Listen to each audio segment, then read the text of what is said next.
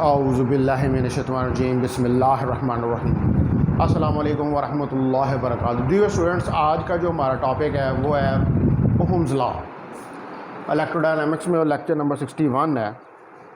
तो जो मेटल होती हैं उनमें कांस्टेंट टेम्परेचर के ऊपर इन metals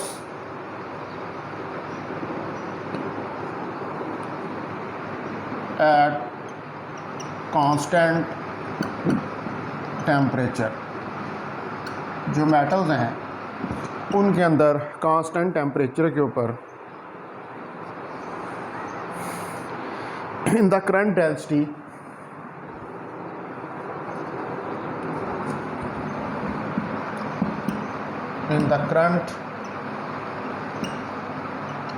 density is directly proportional to the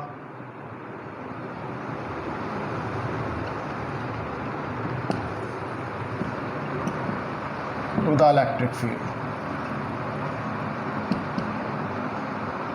वो डायरेक्टली प्रोपोर्शनल होती है करंट डेंसिटी इलेक्ट्रिक फील्ड के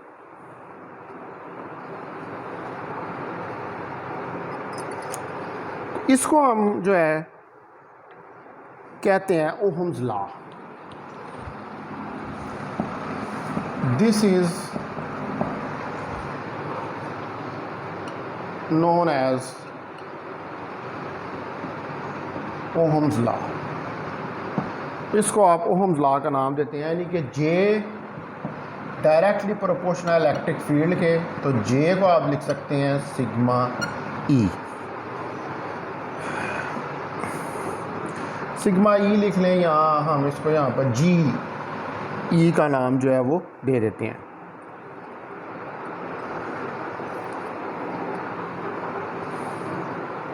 अब ये जो इक्वेशन है इसको आप कह दें ये इक्वेशन नंबर 1 है। इस इक्वेशन की जो है this equation has approximate validity। इस इक्वेशन की अप्रॉक्सीमेट वैलिडिटी है for a large number of common conducting materials. For a large number of common conducting materials।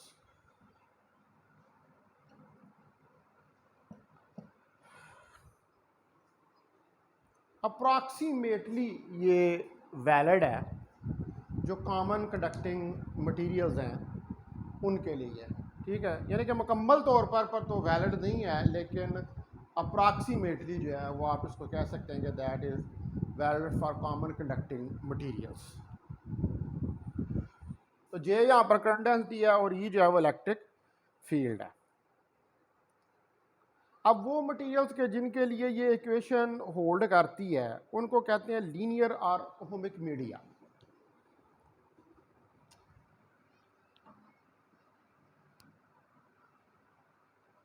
The materials for which equation 1 holds are known as ohmic. उनको हम कहते हैं ohmic और linear या linear media. यानी कि जो मटेरियल्स ओहम्स लॉ को ओबे करें उनको ओहमिक मटेरियल्स का नाम जो है वो आप देते हैं, और वो मटेरियल्स के जो ओहम्स लॉ को ना ओबे करें तो उन्हें हम नॉन ओहमिक मटेरियल्स का नाम जो है वो देते हैं। तो इन जनरल केस जो हमारे पास इक्वेशन 1 है, इसको हम रिप्लेस कर सकते हैं in general case the equation 1 can be replaced. Equation 1 जो है इसको हम रिप्लेस कर सकते हैं by J is equal to G of function E electric field. इसको कह दें आप इक्वेशन 2, और यहाँ पर ये जो G ऑफ E है ये फंक्शन है इलेक्ट्रिक फील्ड का, where G of E is the function of the electric field, और यहाँ पर जो G ऑफ E है ये फंक्शन है इलेक्ट्रिक फील्ड का। तो जनरली हम ओहम्स लॉ को इस तरह भी राइट डाउन जो है वो कर सकते हैं।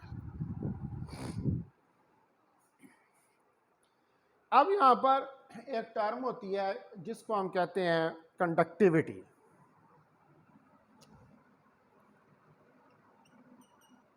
कंडक्टिविटी, ठीक है। तो जो ओहम्स लॉ है, since the Ohm's law is J is equal to GE, ये आपके पास स्टेटमेंट है ओहम्स लॉ की। यहाँ पर G जो है वो कांस्टेंट ऑफ प्रोपोर्शनैलिटी है, where G is the constant of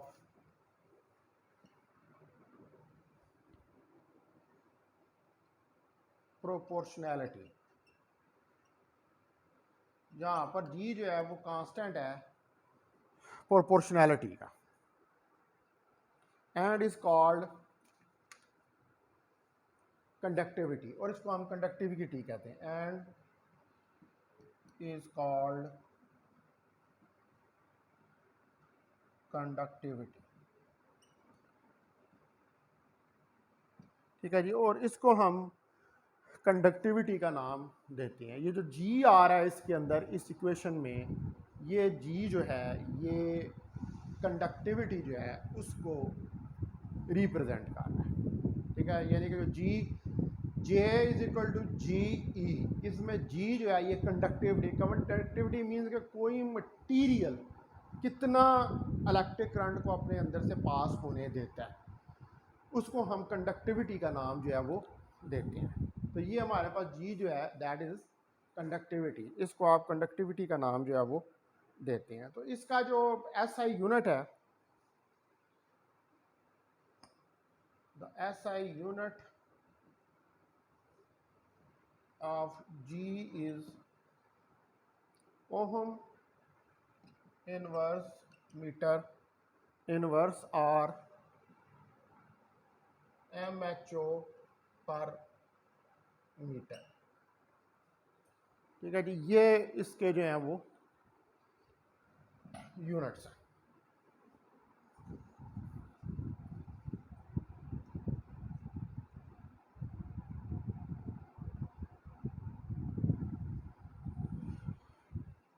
ना इसी के अंदर अब एक और टर्म होती है जिसको हम कहते हैं रेजिस्टिविटी, वो भी देखते हैं।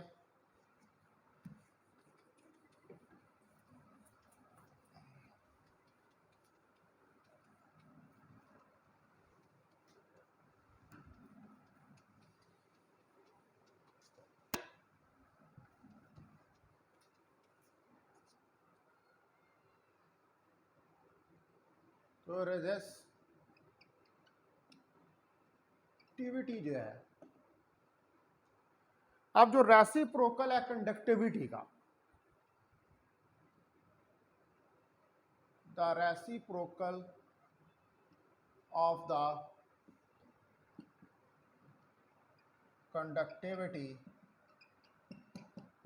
Is known as resistivity.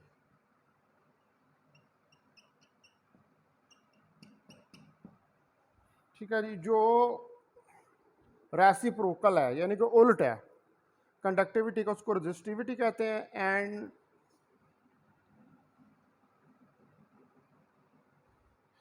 It is represented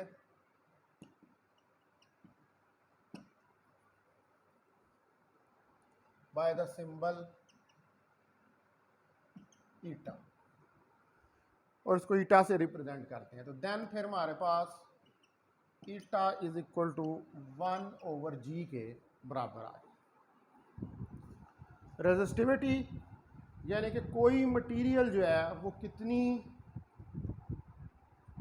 resistance offer करता है towards the flow of the current, that is resistivity. इसको हम रेजिस्टिविटी का नाम जो है वो देते हैं।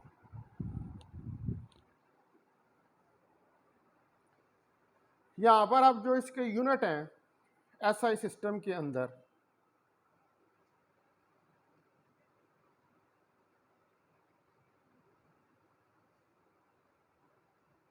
the unit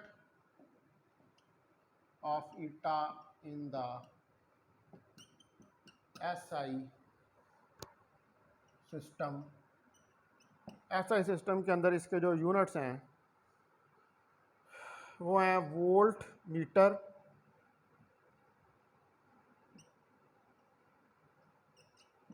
पर एम्पियर और सिंपली ओहम मीटर।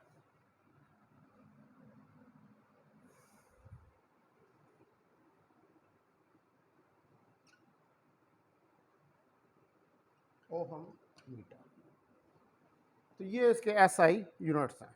तो यहाँ पर 1 ओहम जो है ये बराबर है 1 वोल्ट ओवर 1 एम्पियर के। इसे हम जो है वो रेजिस्टिविटी का नाम देते हैं, यानी कि resistance towards the flow of the current. ये पहले भी आपने चीज़ें जो है इनको स्टडी किया हुआ है, resistivity, conductivity.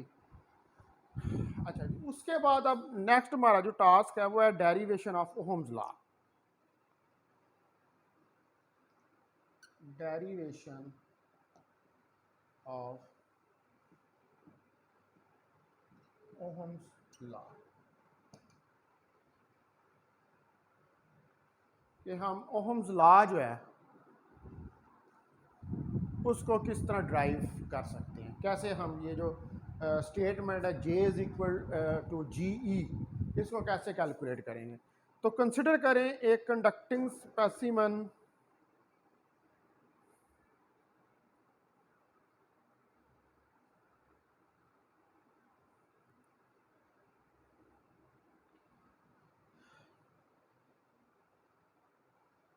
Consider a conducting specimen, एक कंडक्टिंग स्पेसिमेन को कंसिडर करें observing Ohm law in the shape of a straight wire, जिसमें आप ऑब्जर्व करें observing Ohm's law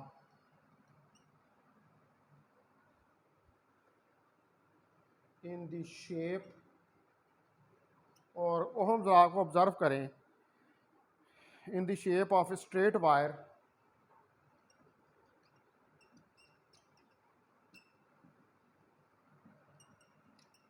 of cross section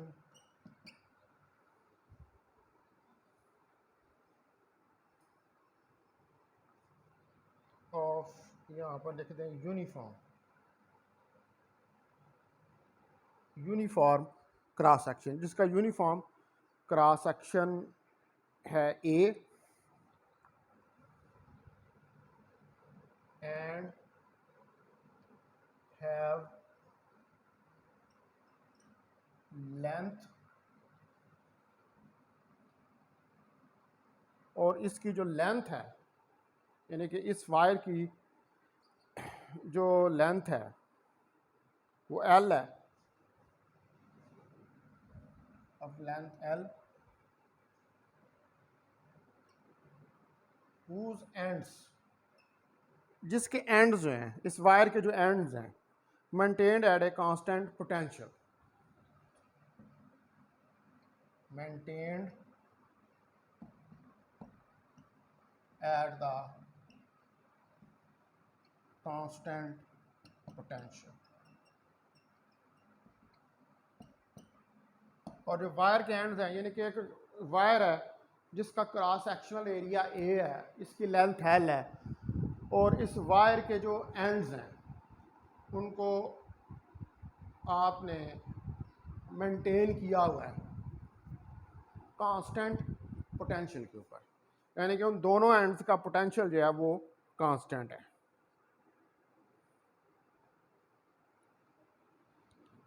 at constant potential difference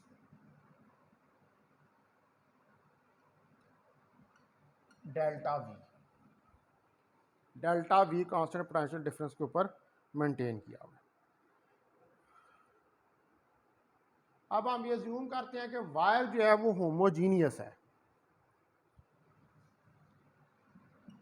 the wire is assumed to B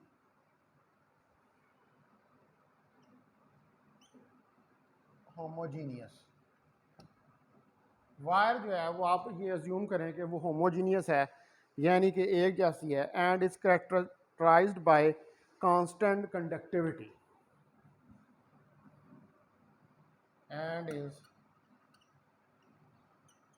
characterized by the constant conductivity G. और इसका characteristic जो है इस wire का, वो कंडक्टिविटी जो है वो डिस्क्राइब कर रही है एज शोन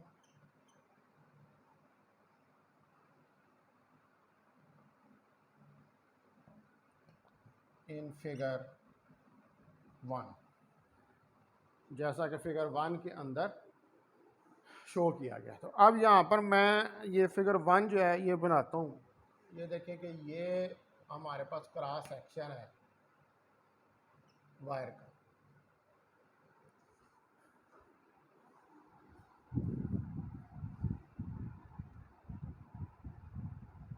ठीक है जी। ये क्रॉस सेक्शन है आपके पास वायर का, इसमें से आई करंट जो है वो पास कर रही है, ए इसका एरिया है, और बी कांस्टेंट पोटेंशियल है, और एल इसकी लेंथ है।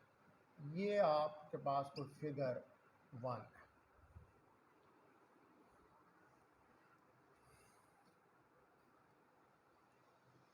ठीक है, ये एक वायर है जिसकी लेंथ एल है, क्रॉस सेक्शन एरिया ए है, और इसके अंदर से करंट जो है वो पास कर रही है। अब इन कंडीशंस के तहत under these conditions the electric field exists in the wire। अब इन कंडीशन में एक इलेक्ट्रिक फील्ड जो है वो एग्जिस्ट करेगा वायर के अंदर। This field is related by this field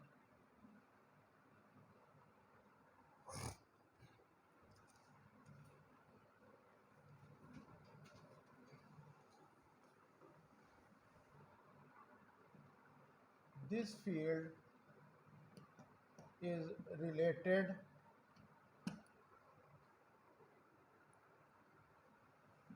to delta V by delta V is equal to E dot dl। ठीक है, इसको आप इक्वेशन नंबर 1 का नाम जो है वो दे दें।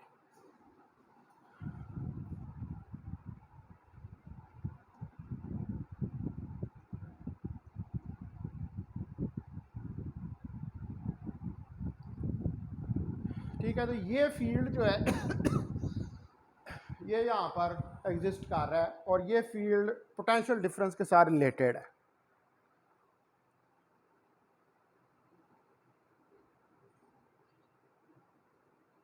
अब जो ज्योमेट्री है उसकी वजह से जो इलेक्ट्रिक फील्ड है must be same at all points due to the geometry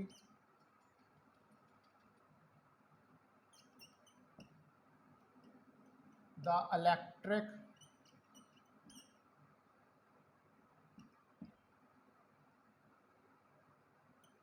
field E is same at all points। Electric field E जो है वो सेम है तमाम पॉइंट्स पे along the wire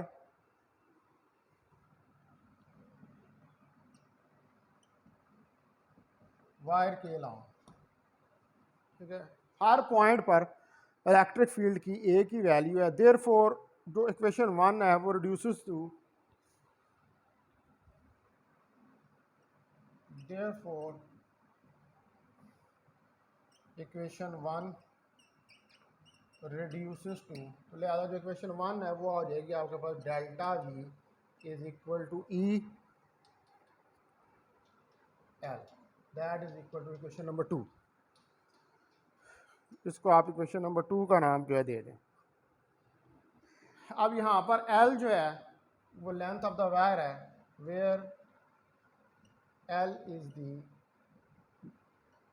the length of wire. यहाँ पर L जो है वो लेंथ ऑफ द वायर है।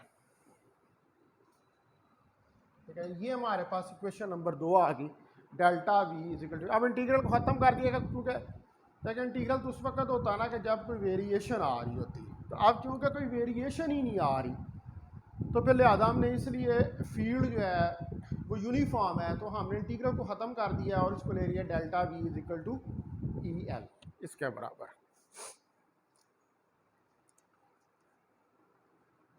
अच्छा जी, अब जो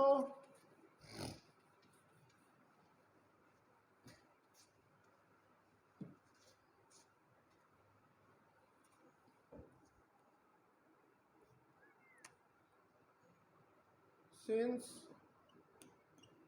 an electric field implies, अब जो इलेक्ट्रिक फील्ड है हमारे पास वो इम्प्लाई करता है करंट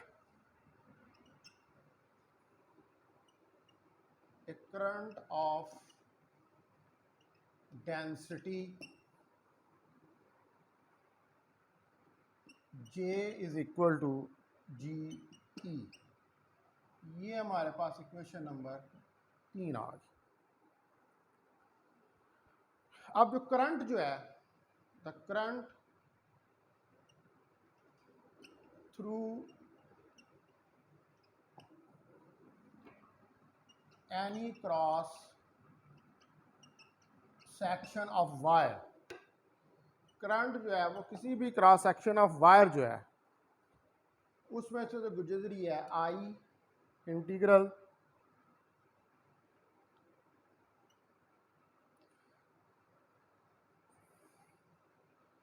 सरफेस इंटीग्रल यानी कि area integral J N D A, इसको आप लिख लें। I is equal to A, J का मैग्नीट्यूड, एन का magnitude, D A cos of theta. तो थीटा 0 डिग्री तो काज 0 डिग्री 1 के बराबर आ जाएगा। तो I will be equal to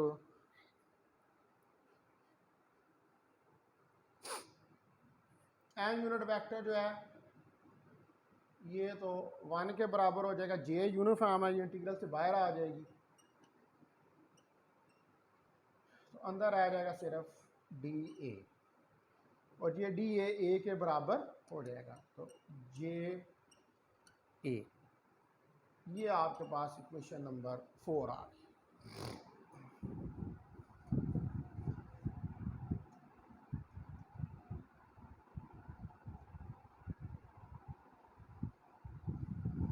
ठीक है, दैट इज इक्वेशन नंबर 4। अब जो ए है यहाँ पर क्रॉस सेक्शनल एरिया है of the wire,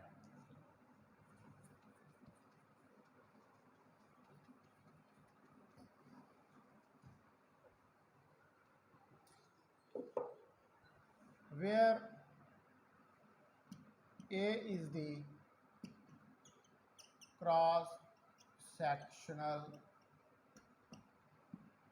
area of the wire। यहाँ पर A जो है ये क्रॉस सेक्शनल एरिया है वायर का। अब जो हमारे पास इक्वेशन 2 है, फ्रॉम इक्वेशन 2 डेल्टा वी जो है इक्वेशन 2 से, सॉरी ई जो है वो डेल्टा वी ओवर एल के बराबर आ जाएगा। अब इस वैल्यू को पुट करें, put this value in equation 3। अब ये वैल्यू जो है इसको इक्वेशन 3 के अंदर सब्स्टिट्यूट करें तो जे जो है आपके पास that will be equal to G delta V over L के बराबर आ जाएगा। अब इस वैल्यू को पुट करें इसको in 4, put this value in equation 4, तो I is equal to G delta V over L A, ये वैल्यू आ जाएगी। इसको आप कह दें कि ये इक्वेशन नंबर 5 है।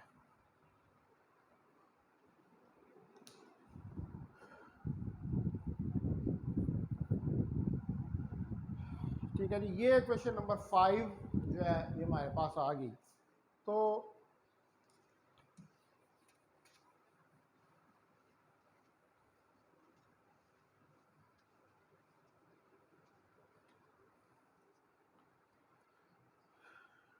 अब ये इक्वेशन नंबर 5 जो है ये क्या प्रोवाइड कर रही है, equation 5 provides the linear relationship between I and delta phi,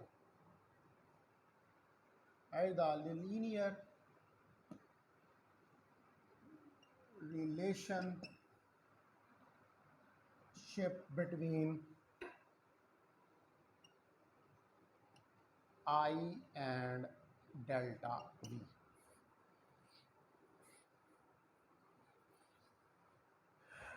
ठीक है, ये I और डेल्टा V इन दोनों के दरमियान में एक लीनियर रिलेशनशिप है।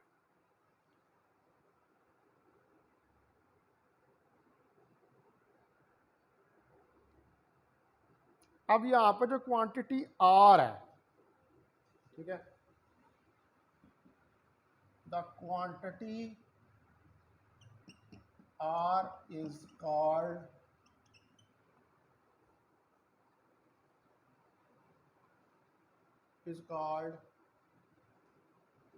resistance।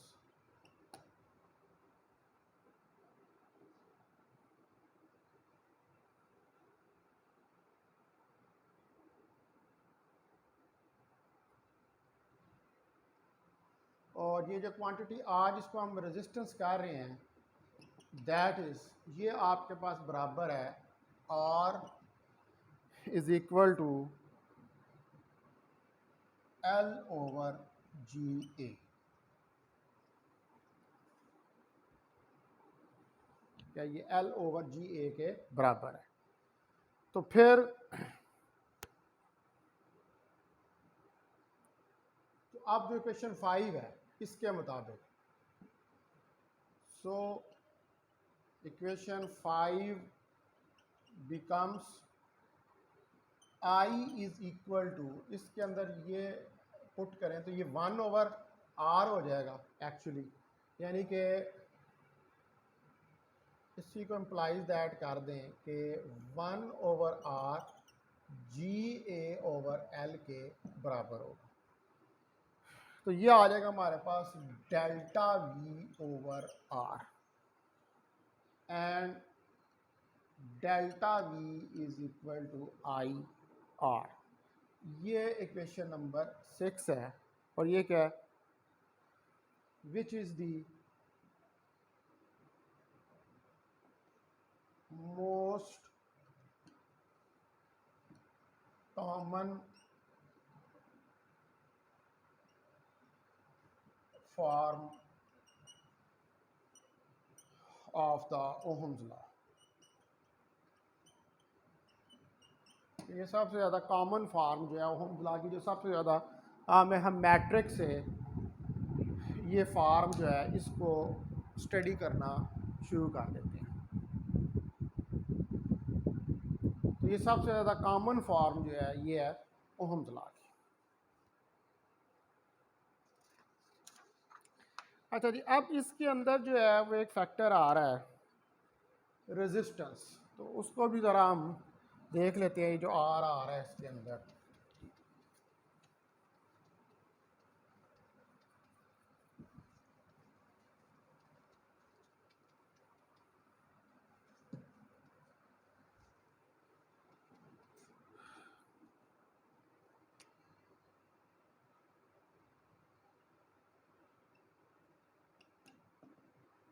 रेजिस्टेंस, तो जो रेजिस्टेंस है किसी ऑब्जेक्ट या डिवाइस की, the resistance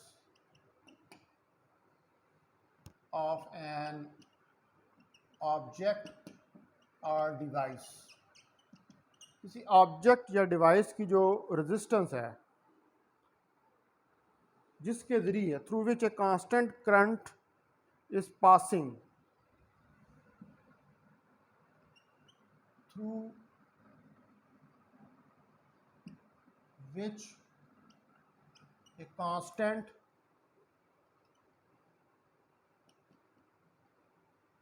current is passing, जिसके थ्रू कांस्टेंट करंट जो है वो पास कर रही है, इज गिवन बाय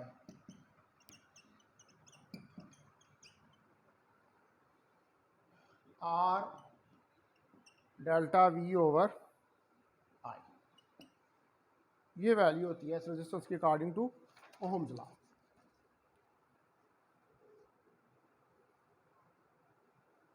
अब इन जनरल R जो है ये डिपेंड करता है, in general R will depend upon the value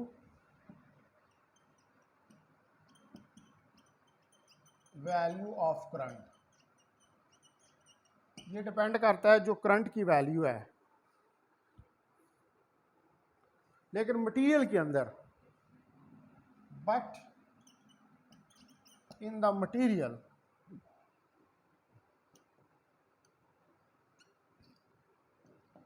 R is independent of current।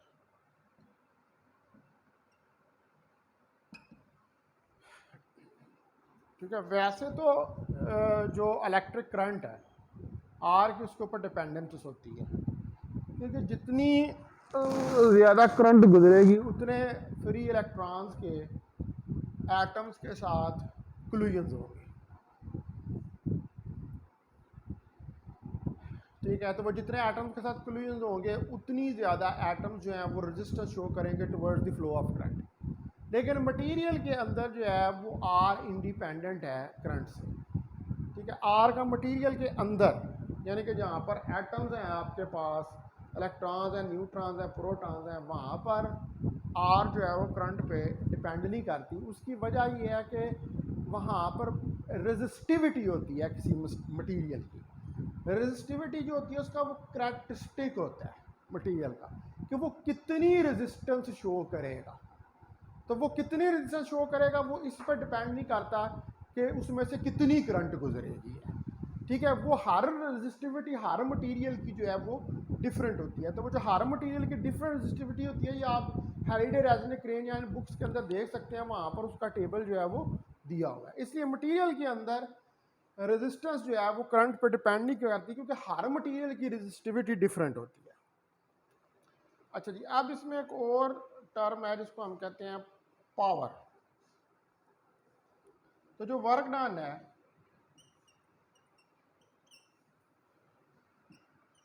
The work done by the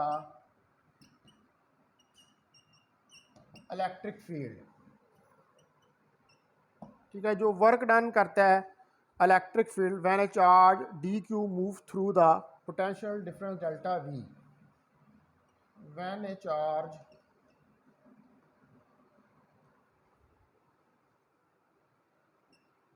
dq moves through the potential difference delta v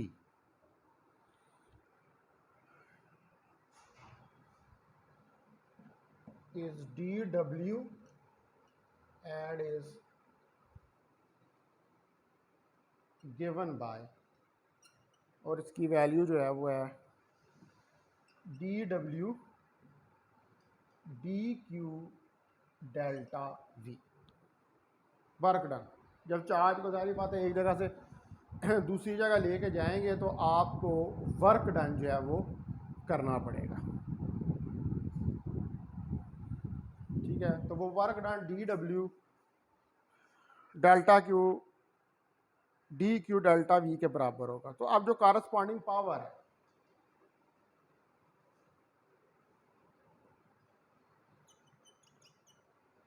corresponding power is, अब जो power है यहाँ पर हमारे पास वो है पी आई डेल्टा वी, और P I delta we जो है, अगर यहाँ पर हमारे पास पी जो है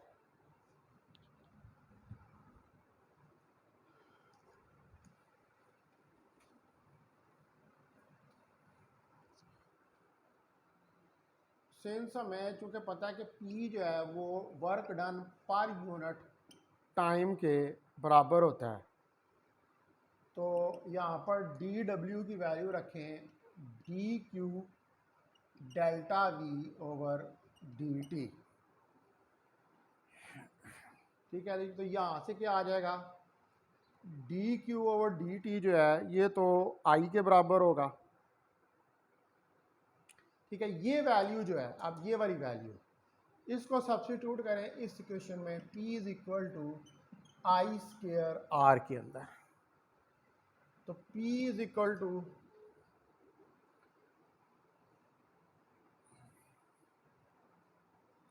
आई स्क्वायर आर जो है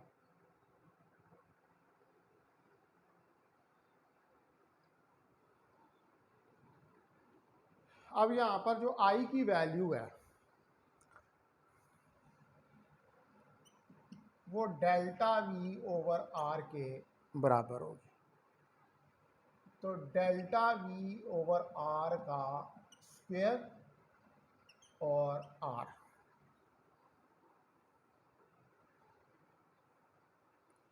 तो ये आ जाएगा पी डेल्टा वी का स्क्वायर आर का स्क्वायर आर, तो आर आर से कैंसिल हो जाएगा और पावर आ जाएगी डेल्टा वी का स्क्वायर ओवर आर। ये हमारे पास जो है वो रिक्वायर्ड रिजल्ट है पावर का।